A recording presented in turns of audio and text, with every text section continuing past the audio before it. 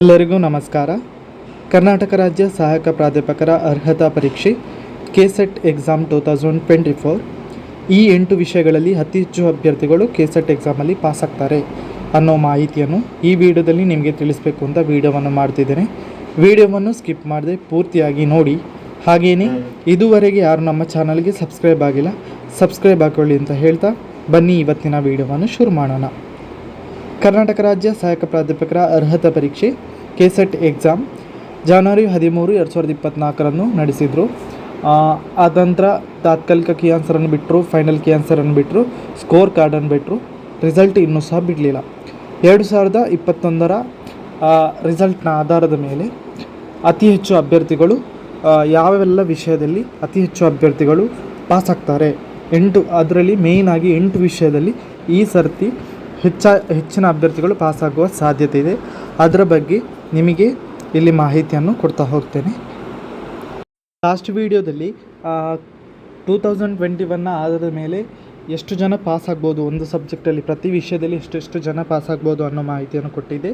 ಅದೇ ರೀತಿ ಯಾವ ಡಿಫ್ರೆಂಟ್ ಪೇಪರಲ್ಲಿ ಡಿಫ್ರೆಂಟ್ ಪರ್ಸೆಂಟೇಜ್ ಜನರನ್ನು ಆಯ್ಕೆ ಮಾಡ್ತಾರೆ, ಅದು ಯಾಕೆ ಅನ್ನೋ ಮಾಹಿತಿಯನ್ನು ಕೊಟ್ಟಿದ್ದೆ. ಅದೇ ರೀತಿ 2021 ಕೆಸೆಟ್ ರಿಸಲ್ಟ್ನ ಆಧಾರದ ಮೇಲೆ 2024 ಈ 8 ವಿಷಯದಲ್ಲಿ ಅತಿ ಹೆಚ್ಚು ಅಭ್ಯರ್ಥಿಗಳು ಆಯ್ಕೆ ಆಗ್ತಾರೆ. ಸೊ ಅದರ ಬಗ್ಗೆ ನಾನು ಇಲ್ಲಿ ಮಾಹಿತಿಯನ್ನು ಕೊಡ್ತೇನೆ. ಬನ್ನಿ ಆ ಮಾಹಿತಿಯನ್ನು ತಿಳಿದುಕೊಳ್ಳೋಣ. ಅತಿ ಹೆಚ್ಚು ಜನ ಪಾಸಾಗುವ 8 ಪೇಪರ್ಗಳಲ್ಲಿ ಮೊದಲ ಪೇಪರ್ ನೋಡೋದಾದರೆ ಕಾಮರ್ಸ್ ಪೇಪರ್.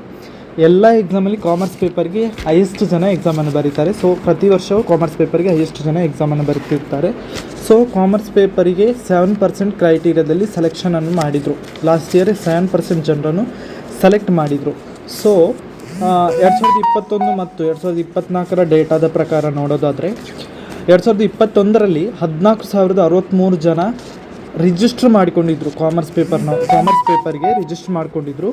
ಹಾಗೆಯೇ ಈ ಸರ್ತಿ 2024 ಎಕ್ಸಾಮ್ಗೆ 16,000 ಜನ ಎಕ್ಸಾಮ್ಗೆ ರಿಜಿಸ್ಟರ್ ಮಾಡಿಕೊಂಡಿದ್ರು ಕಾಮರ್ಸ್ ಪೇಪರಿಗೆ.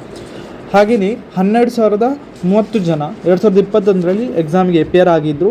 ಹಾಗೆಯೇ ಈ ಸರ್ತಿ 14,178 ಜನ ಎಪಿಯರ್ ಆಗಿದ್ದಾರೆ. ಹಾಗೆಯೇ 888 ಜನ 2021ರಲ್ಲಿ ಸೆಲೆಕ್ಟ್ ಆಗಿದ್ದರು.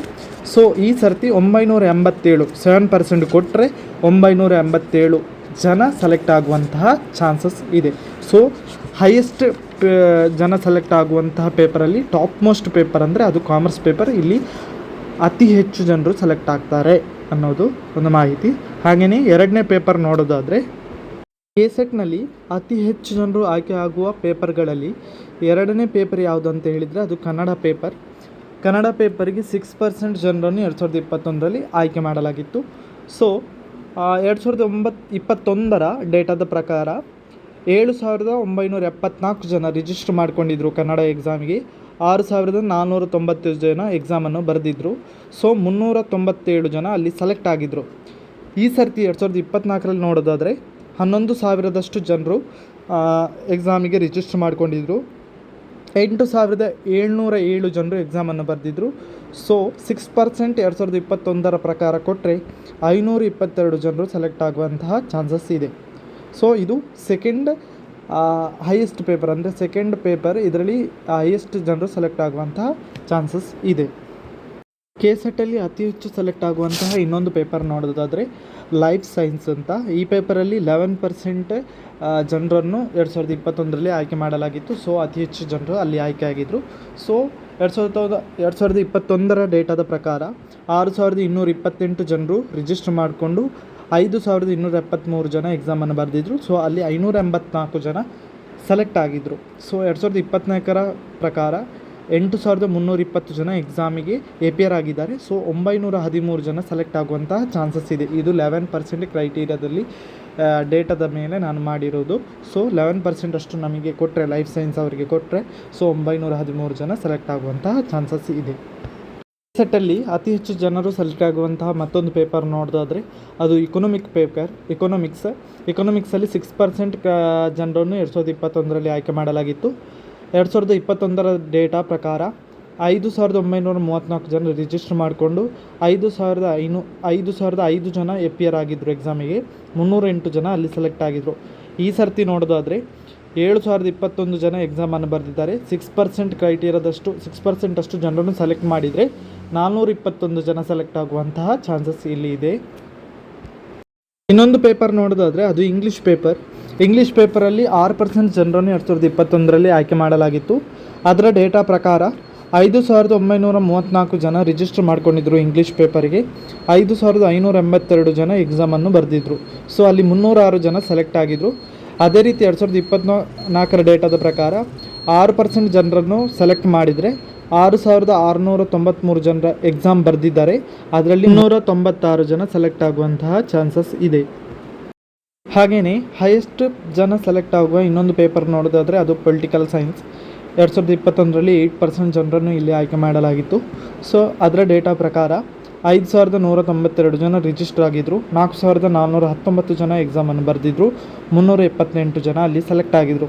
ಹಾಗೆಯೇ 2024ರಲ್ಲಿ 6280 ಜನ ಇಲ್ಲಿ ಎಕ್ಸಾಮನ್ನು ಬರೆದಿದ್ದಾರೆ.